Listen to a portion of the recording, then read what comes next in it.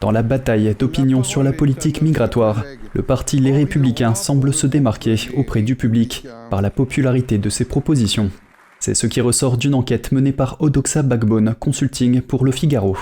L'obligation pour les demandeurs d'asile de soumettre leur requête avant d'entrer en France est approuvée par 79% des personnes interrogées.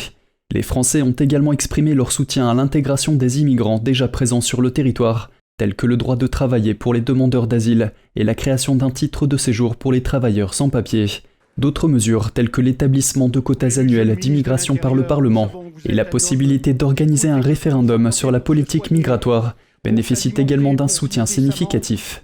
Au Sénat, Darmanin a exprimé ses divergences avec les Républicains, notamment sur la question de la dérogation à certains cadres européens. Vous proposez, pour certaines dispositions, de sortir de la Convention de Genève de 1951, de sortir des traités de l'Union européenne, de sortir du Conseil de l'Europe, de sortir de la CEDH.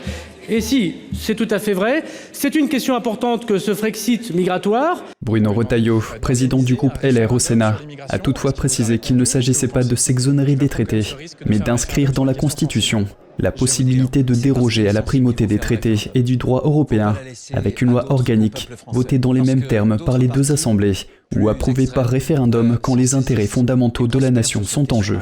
Il n'y a pas un autre phénomène qui ait autant bouleversé la société française depuis un demi-siècle, sans que les Français n'étaient jamais consultés. Moi, je souhaite que, dans l'article 11, on puisse consulter les Français, c'est-à-dire qu'en clair, un référendum puisse avoir lieu sur le sujet de l'immigration. Pour ça, il faut réviser la Constitution. Darmanin a souligné que le gouvernement ne proposerait qu'un projet de loi ordinaire, malgré l'appel de Retailleau à une loi constitutionnelle.